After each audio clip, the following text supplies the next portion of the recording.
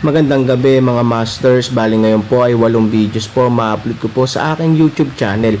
Tama nga mga masters, 8 videos nga po ma-upload ko. Yon, what's up mga masters? Nandito na naman tayo sa panibagong araw, panibagong kabanata na naman ang pagsasama-samahan natin ngayon guys.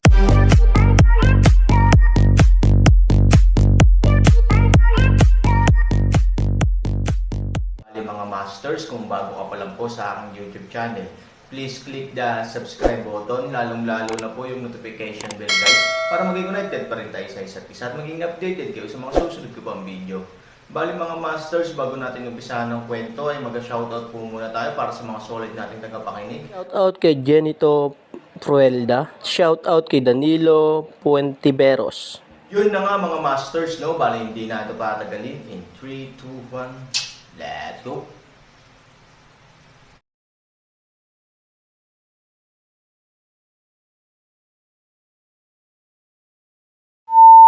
Kung may gagawin ang tito ko, hindi siya tatanggi. Ngumiti si Fu Tianhan. Sa oras na ito, natural na alam ni Fu Tian kung paano pumili. Totoo na mayroong dalawang pamilya sa pamilyang Fuya. Sila ang una at ang pangalawa, ngunit iyon ay dahil si Ye Shijun ay palaging nagnanais kay Fu Mei at nakikinig sa kanya kahit saan.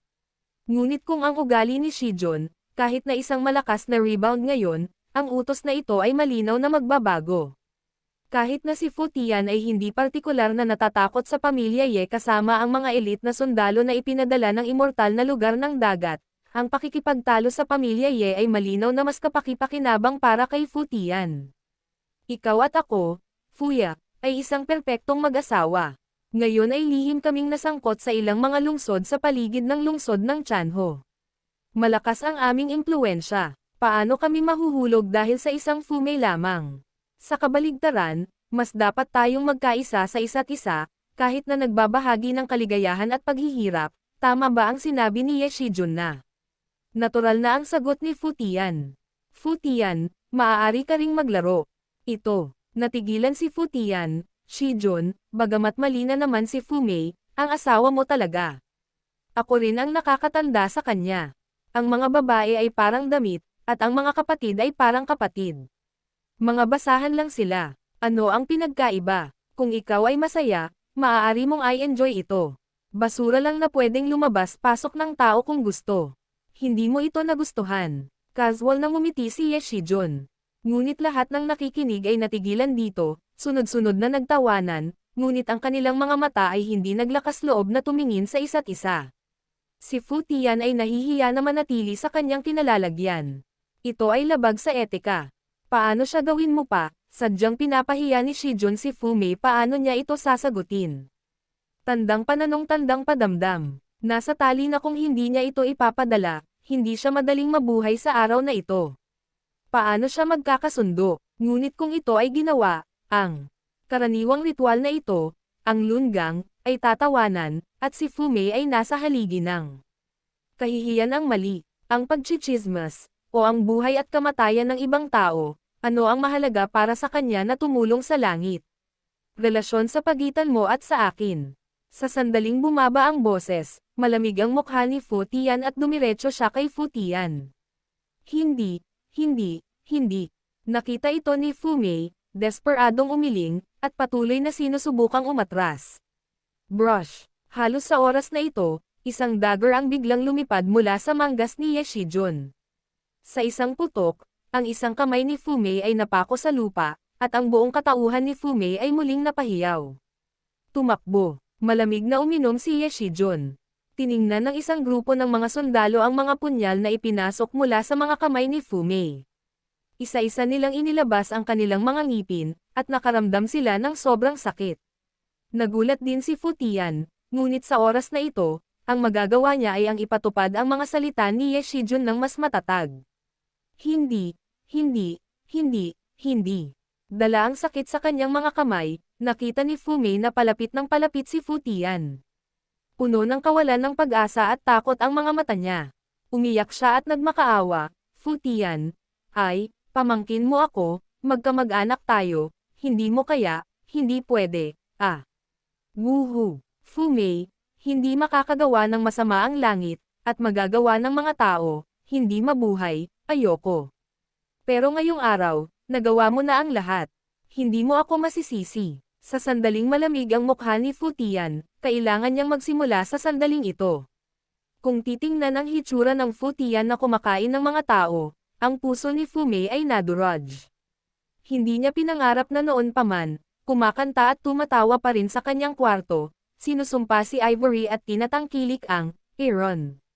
Tuldok, sapat na bigla. Nang pipindutin na si Fu Tian, hindi ko alam kung kailan biglang lumitaw si Ye Shijun sa tabi ni Fu Tian, hinawakan ang kanyang braso at malumanay na ngumiti. Sa huling pagsusuri, si Fu Tian Patriarch ay Patriarch din, ngayon siya ay mas pinahahalagahan ng tunay na Diyos ng pamilya AO. Paano mo hahayaang madumihan ng patay na asong ito ang katawan mo? Joke lang, nakangiting sabi ni Ye Shijun. Napabuntong hininga si Fu Tian nang marinig ito, halatang sinusubuan siya ni Ye Shijun. Sa ngiti ni Ye Shijun, mukhang tama ang taya niya si Fu Tian at nagkunwaring walang magawa at tumango bilang tugon. Kamusta ang mundo? Si Fu Tian ay tumawa at tinapak si Fu sa balikat ni Tian. Naramdaman ni Fu Tian ang kakaibang pagdiin ni Chi sa kanyang balikat, kahit na bigla siyang nahihirapang huminga, isang hindi kapani-pani walang pagbabago. Kung ikaw Shijun ay isang basura lamang, ngayon siya ay ganap na dalubhasa, gusto mong malaman. Tumanggo si Fu Tian doon na parang nagbubuhos ng bawang. Gusto mo bang malaman? Hindi lang gusto, masasabi mo pa. Malalim sa bone marrow. Sa ganoong kaikling panahon ay maaaring magkaroon ng mga masamang pagbabago, kahit na maging normal na mga tao pa rin ay nais na tuwid na pangangati. Hindi banggitin si Fu Tian ang ganitong uri ng pagtugis ng katayuan na halos mga baliw na tao, na wala ang kagandahan ng lugar na ito. Baguhin natin. Natapos si Ye Shijun, sinulyapan si Fu Mei sa lupa, tumalikod at naglakad pababa. Sa oras na ito, walang pakialam si Fu Tian sa naghihingalong Fu Mei. Sa takot na hindi niya maabutan ang mga yapak ni Ye Shijun makalipas ang ilang segundo, sinundan niya siya pababa ng ilang sandali. Ang mga sundalo ay nahulog at sumunod sa atek na puno ng malungkot na dugo at mga bangkay, tanging si Fu Mei na lang ang natira nakahiga doon sa gulanit na damit at dugo, nanginginig ng mahina. Pagkababa mula sa Shelly Pavilion, sinundan ni Fu Tian si Ye Shijun hanggang sa lungsod paminsan-minsan. Nakikita namin na walang ingat ang mga taong iyon, at sila ay parang walang tao pagkatapos ng halos 10 minuto. Isang grupo ng higit sa 10 tao ang dumating sa isang marangyang mansyon inokupahan ng pamilya Fuya sa mahabang panahon. Ngayon ay hindi malinaw kung sino ang namamahala. Sa isang salita, malamang na ang pamilya Fuya ang nakikibahagi sa pagkain. Kakaiba ang iniisip ni Fu Tian sa kanyang puso. Gayunpaman, sa sandaling dumating si Shijun, mabilis na bumukas ang gate ng mansyon. Pagkabukas pa lang ng gate ay biglang naliwanagan ng liwanag ang madilim na gabi. Mula sa labas hanggang sa loob, kitang-kita namin na ang pangunahing bulwagan ng mansyon ay maliwanag, at sa ilalim ng liwanag, ang mansyon ay mas kahanga-hanga, tulad ng palasyo ng hari. Sa ospital, nagmamadaling bumaba si Ye Shijun, tumanggo ang susunod na tao, mabilis na umatras. Kapag pumasok ka sa bulwagan, ang hininga ng lokal na malupit ay darating. Maging ang mga tulad ni Fu Tian, na nakasanayan ng makita ang mundo, ay kailangang bamantong hininga, talagang maluho ang lugar na ito. Talagang may enjoy ito ng dating Lord of Yeyo City. Hindi nagsalita si Ye Shijun. Umupo siya sa gitna at kumaway. Mangyaring tulungan si Tian na maupo. Pagkaupo nila, bahagyang pumalakpak si Ye Shijun. Maya-maya, may pumasok na grupo ng magagandang kasambahay na may kasamang makukulay na prutas at mabangong alak. Nang maglaon, nang magsimula ang musika, dumating ang isang napakagandang babae na may magandang figure at magandang anyo na may kasamang musika at tumapak sa isang kaakit-akit na sayaw. Excited na bulalas ni God Ye Shijun. Agad niyang itinaas ang kanyang tasa, sinulyapan si Fu Tian at ininom ito. Tulong araw mabilis na bumawi ng isang ngiti, ang parehong dulo ng salamin, mabilis na bumalik. Tiningnan ni Ye Shijun ang mananayaw ng nakangiti. Hindi nagtagal, humakbang ang babae sa dance steps at dahan-daang naglakad papunta sa gilid ni Fu Tian.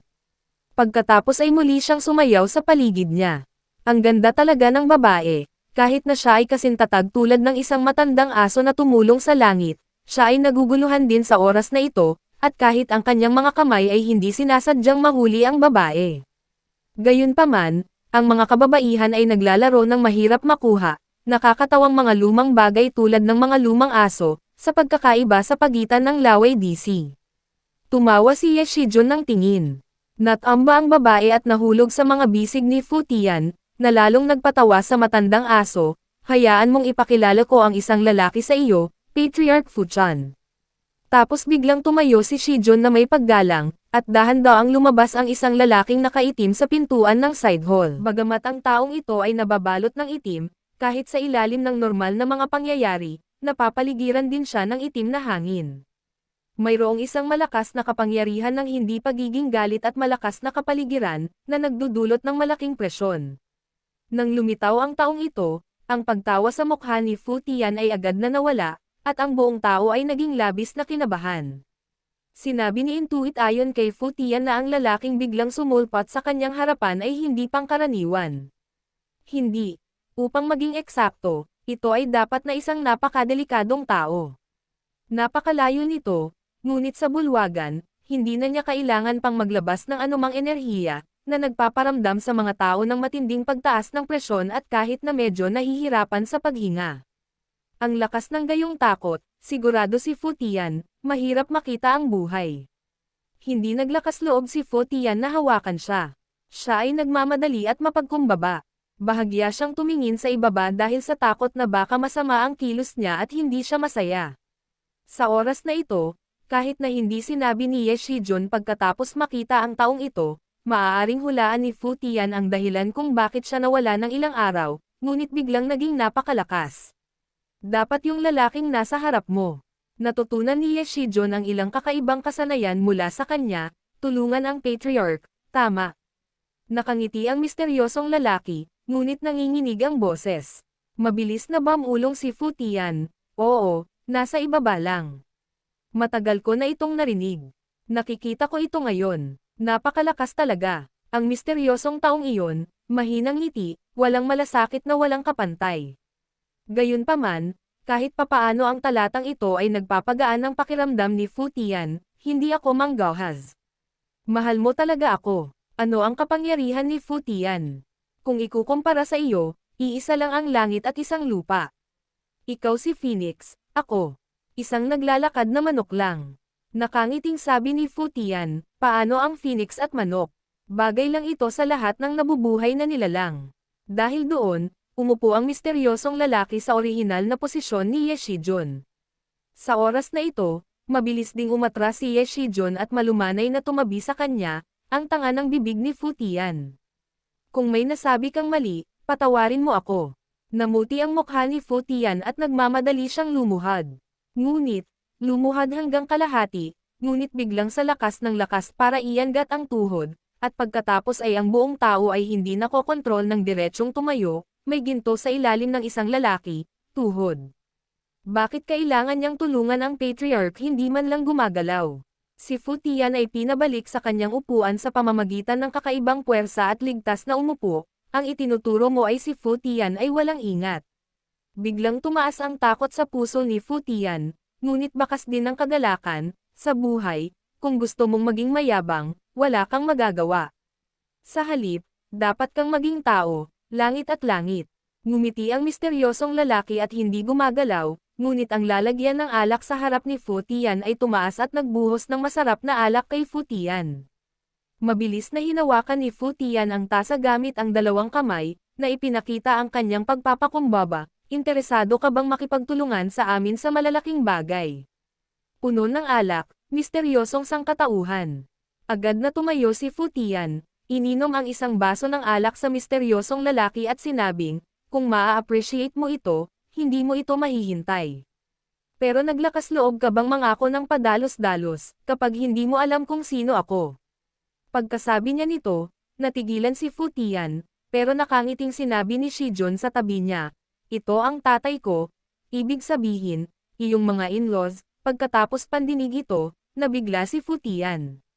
Ang ama ba ni Ye Shijun? Ye Wawan. Hindi siya. Patay na siya. Yun na nga mga masters, no? Bali panibagong kabanata na naman yung natapos natin ngayong gabi. Muli, maraming salamat po.